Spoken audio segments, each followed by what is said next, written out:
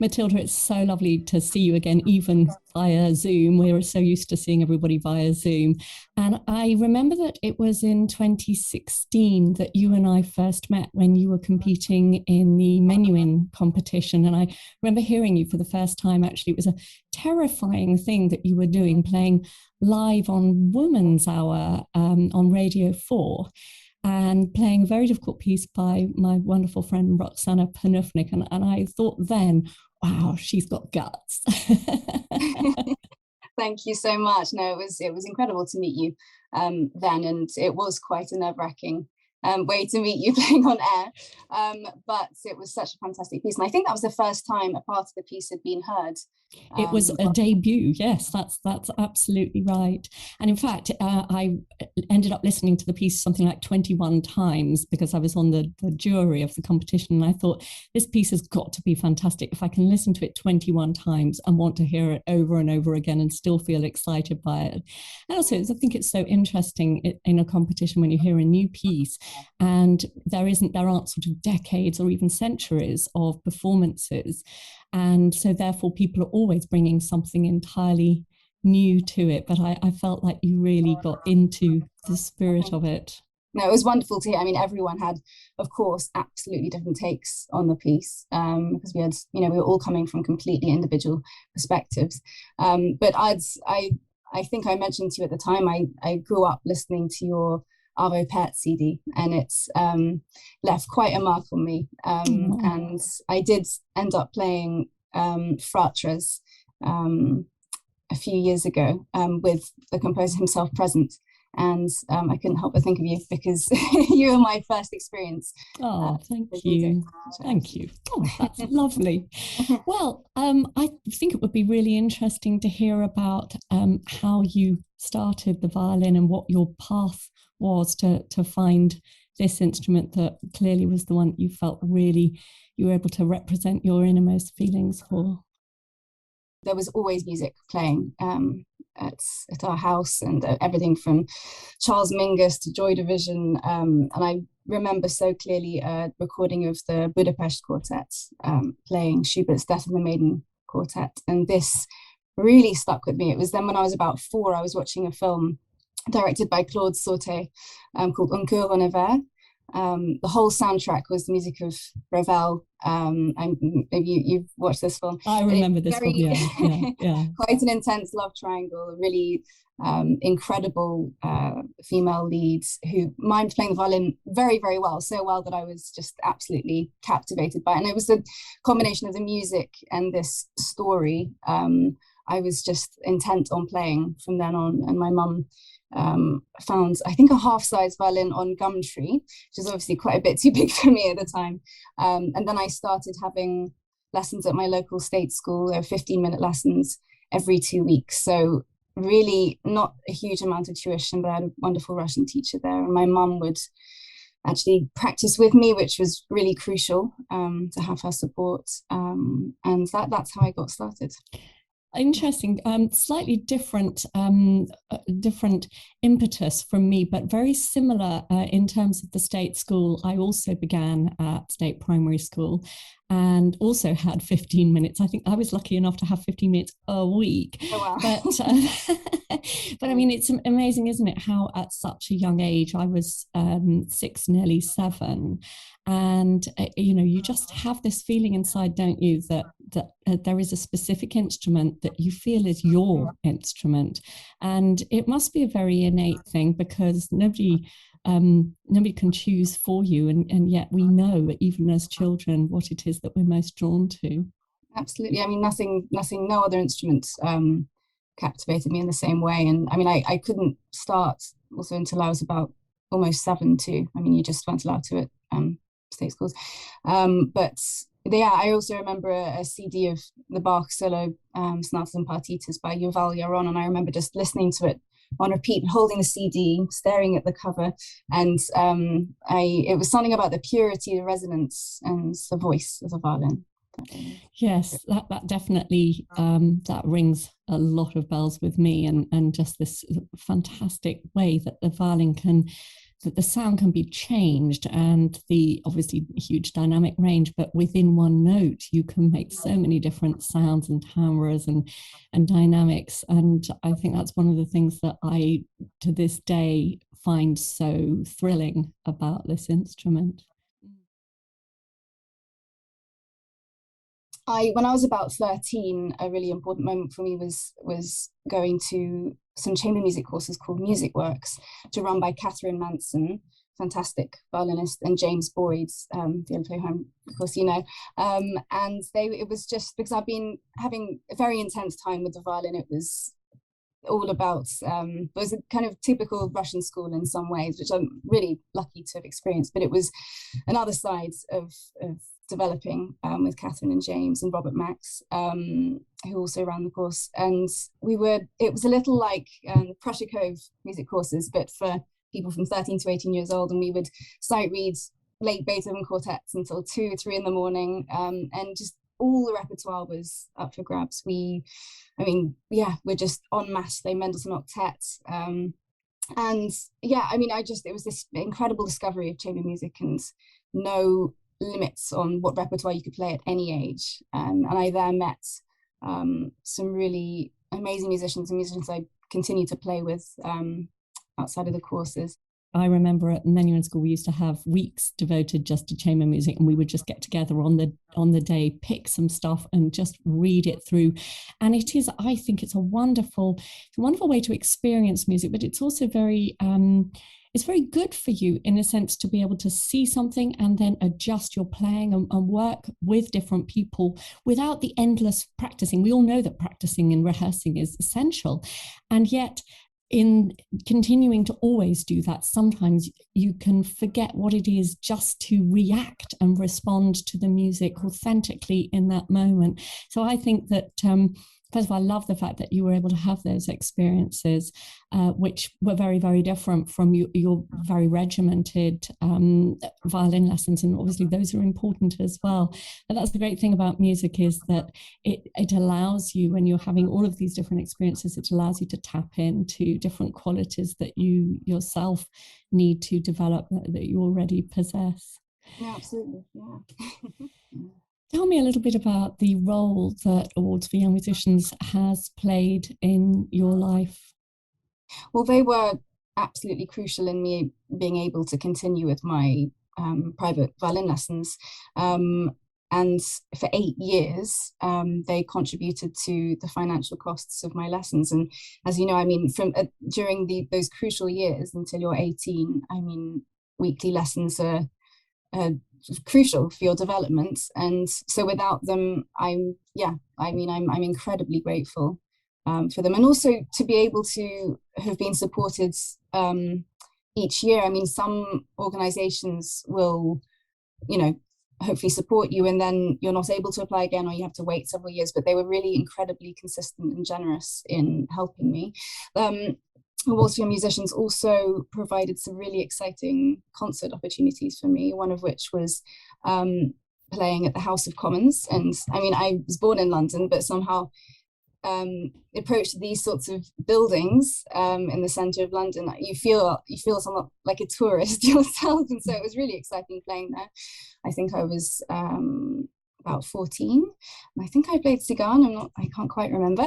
And another wonderful experience was a few years later, a private concert in London, a fundraising concert alongside the incredible mandolin player Avi Avital, the accordionist Ksenia Sidorova, and an incredible percussionist called Itamar Douari. And this was my first experience. I'd improvised before with mostly string players, but this was my first experience of playing world music in some ways, and the freedom and the life and joy on stage was something that was the first time I'd experienced it at that sort of level. And it was fantastic, really amazing experience.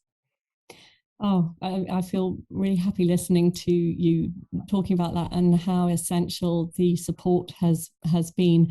I became a patron of Awards for Young Musicians a few years ago, and I think that the work that they do is absolutely crucial, bearing in mind the fact that Nowadays, I think it's harder and harder for young people to have access to music tuition, and particularly those on low income.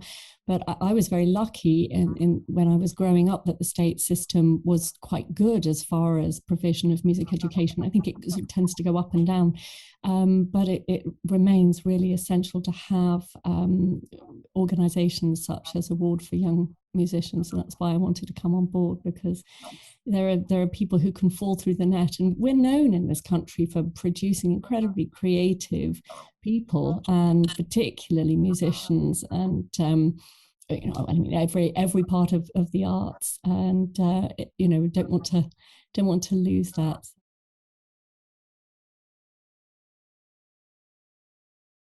I had a slightly difficult decision when I was 18 because I applied for UK conservatoires and also Cambridge University to read music, and I ended up getting full scholarships to the conservatoires and also to Trinity College, Cambridge, to read music. And I'd obviously been to not a specialist music school until I was 18, so I'd always been juggling practice and performing and schoolwork and competitive swimming until I was 14 too. So I'd kind of been a very busy child in many ways, and it was a choice really to. I knew 100% I wanted to be a violinist, but it was quite a decision to just realize I want to purely play from now on, and I've never regretted that decision. So I went to the Royal Academy of Music and studied with George Pauk for 4 years. Which was really wonderful, very intense experience, tons of performing. There was, every day was incredibly busy. And after that, I was very keen, well, actually sort of coincided towards the end of my time there with the menuing competition. And that was quite a moment for me, in that I felt I wanted to change my approach to playing, or I just felt I needed something. And I had quite a few lessons with various professors across Europe, and found one who I just immediately fell in love with, called Mi-Kyung Lee, and she's a professor at the Hochschule für Musik und Theater in Munich. And I just knew I had to study with her. It was like she had a kind of X-ray vision, understood everything that was going on in me, knew exactly what I wanted to develop in my playing in a way, and she just analyzed it in a way that I'd never experienced before. And she really, I would say, changed my life. And also moving away from London was a huge thing for me too. I moved out to a lake south of Munich, and it was a really incredible, very meditative time. And I know what you mean about the necessity for all of us at some stage to get out of our pond, however big or small it is. But you have to find a different pond somewhere and work out where you live in the pond, as it were. And it sounds like that was a wonderful experience. I had a similar-ish experience when I went to study with Laurent Fenevesh in Toronto. I'd met him at Banff School, at the summer school, and fell in love with his teaching and his whole sort of ethos. And what I loved about him was that he saw all of his students as individuals. So there wasn't just one set way of teaching a particular piece, which is something that I have encountered from a few people. And I love the idea that, and I have tried to bring this into my teaching as well. Everyone is different. Everyone has their own take on something and their own thing that they want to say in their own way that they want to say it in. And I think as a teacher, one of the most essential things is to support that. You don't want to, bash that person right down and build them back up again. You've got to work with what is already there, bearing in mind the fact that by the time somebody is 20 years old or 18 and just starting college, they've already been playing for probably more than 10 years. That's a lot of investment in one's hands and arms and muscles and everything. So I think teaching should always be something that adds to what is already there rather than tries to destroy something else. Absolutely. I mean, I've got to say, because after the menuing competition, I had some masterclasses and lessons with you, and there's something to be said for having been through, knowing exactly what someone's going through, and even just in terms of playing, I found that you had this kind of really incredible thing that I found with my teacher in Munich, that there's always a solution to any problem. You can always find a solution. Yes. That kind of exploratory way of thinking was really wonderful. I would say, I mean, I had quite an important moment in 2019. I had a very intense few months where I recorded my first CD of previously unheard sonatas by Agnes Zimmermann, really wonderful composer. And at the same time had several international competitions, the Windsor International String Competition, which I won a prize at. And I think that was quite an intense moment for me. And the CD led on to a further one of the two Beethoven romances. I think several performances of the Beethoven Violin Concerto in the last couple of years have added a lot. So just feeling how a piece can kind of transform each time you perform it has been really incredible, and also feeling how my playing is constantly developing, how I want it to constantly develop. That's been really incredible for me. I know what you mean about having the opportunity to play a piece several times. And actually, in fact, when I've gone on tour, either with a pianist or done concerto tours, you know, just getting into a rhythm of it in a way allows you to become much more free and even more imaginative, because you know, you would never want to play it just the same and go, okay, well, that's how I'm going to do it from now onwards. You know, having the opportunity to feel sort of comfortable enough that you think, okay, it's going to be fine. I'm going to get from the start to the finish. And now, you know, what am I going to do within that? And I've always loved that process. And the other process that I think teaches one so much is making a recording, because you hear yourself back in a perspective that you can't possibly hope to achieve at the time. And you might think that you're doing something, and then you listen back and you think, oh no, that's not what I want at all. Yeah. But then of course there's an opportunity to go back and really get it right. So I began to really love, in fact, the recording process, and ended up making 45 recordings, most of which I'm very, very proud of. A couple, I think, I'm not so sure about that one, but you know, most of them were under conditions that I felt that I was able to really give my absolute best. I mean, I'm now, it's incredible, 45 CDs. I'm now working towards my third one, and it's going to be a solo unaccompanied program, and it's been also really brilliant, sort of curating a program in some ways and finding themes between pieces, and just sort of really exploring exactly what I want to kind of show of myself, and what repertoire to explore, things that haven't been played so much in the past. You can't leave it at that. You've got to tell us what the repertoire is. It's still in the works. Oh, it's still in the works. Okay, all right. Well, and when are you due to record? Sorry, when are you due to record it? It will be in the next 6 months. But at the moment, I'm preparing for the International Joachim competition in September in Hanover. It's a huge program. It's quite an exciting one this year, because the artistic directors are Antje Whitehouse and Oliver Wille, and I think they've really sort of revolutionized in some ways what a violin competition, international competition, can be. It's not as traditional as, you know, the usual Bach, Paganini in the first round.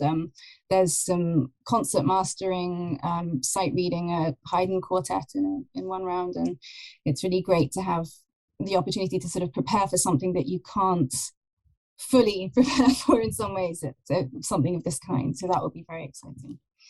That's a wonderful, wonderful idea. And it really is a bit more indicative of what the music profession really asks of us as musicians. We don't always get the best possible chance to, you know, rehearse for hours and hours and hours. Sometimes you have got to almost throw on a performance, which can be a little bit disconcerting. But I mean, there have been times when I've gone to a venue to rehearse a violin concerto that I'm playing that night, and I've been given 40 minutes for a piece that lasts 35 minutes.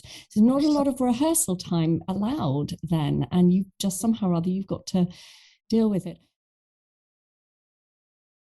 Very interesting, isn't it, this whole business of how one forges a career nowadays? Because I'm sort of thinking back to when I was in your kind of positions as late 1980s, and I sort of had gone to finishing school, as it were, with Fenerbahce, and I knew that I was never going to be finished, so I better give up on that one and learn on the job, as it were.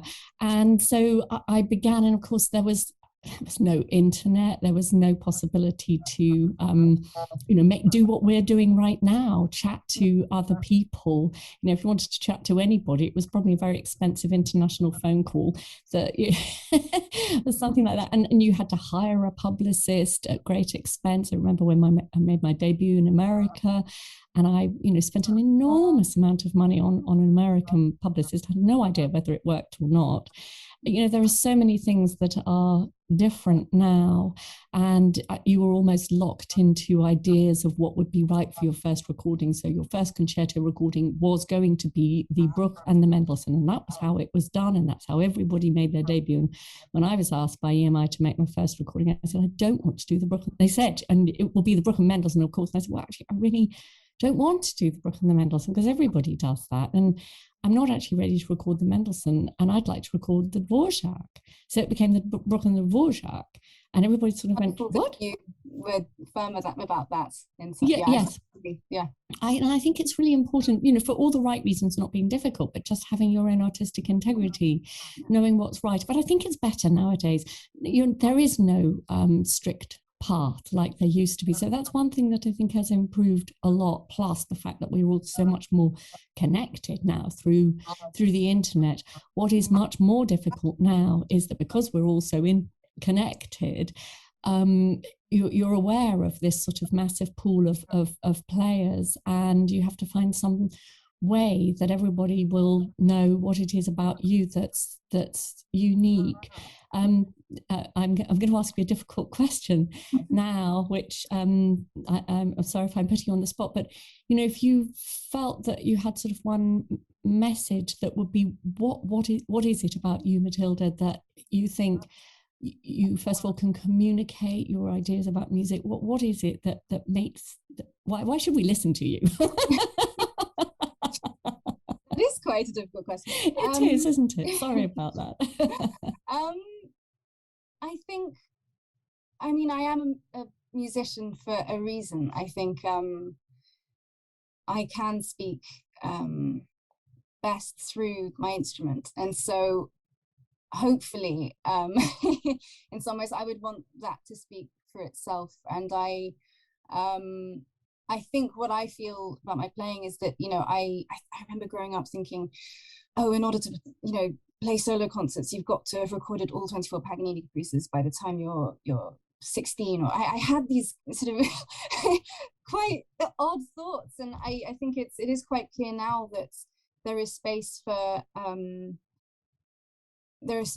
different sorts of violinists, and I think I very much want to kind of follow my own path, and to kind of understand in yourself that you will be liked by some people, not by others, and to kind of be very happy with the idea of not being sort of necessarily being universally adored. I don't really know any musician who only has universal praise, and because everything is so subjective. So I think I want to continue to develop, grow my voice, and speak through repertoire that speaks to me. And I think I'm very inspired by you, holding true to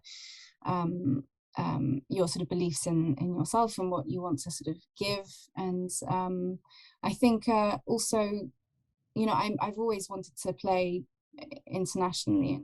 I love what you said about the fact that you can't appeal to everybody, and you're absolutely right. There will always be people who will love your playing, and there'll be people who don't get what it is you're trying to say. And I think that one can't let that worry you, because as long as you are communicating what you want to say, and the people who know you and admire you think that you are on message, then that is the most important thing. And we change, of course, we develop over the years. And I think it's very important to keep on listening to what it is that's changing inside us, so that we can always remain true to that. And the other thing is that I think it's important to recognize one's strengths and weaknesses. And it was funny, you were talking about the Paganini caprices. other than the obligatory having to play Paganini caprices in some competitions, which I didn't do very many of anyway, I never played any Paganini. First of all, my hands are very small and I can hardly stretch it. It's really, really difficult for me. And secondly, I just don't like the music very much. So I just never wanted to. And I've never played any Paganini because I don't think I know it wasn't where my strengths really lay.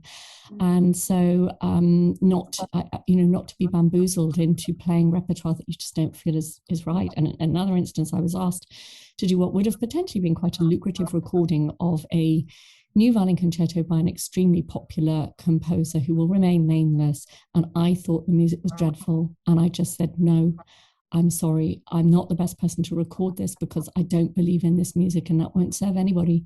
And I didn't do it. And I think that, it's important that people know that when you agree to do something, it's because you have a belief that you can do the best possible job for yourself and for the composer, for the music and for your colleagues. And so I'm very glad that you have that feeling or that knowledge that it's going to be impossible to please everyone, and you'll just tie yourself in knots trying to just concentrate on what really fires you up and where you really feel you have got the best possible chance of communicating to people and moving people, because that's what audiences want. They want to receive our music and our thoughts, and they want to receive emotions. Absolutely. I think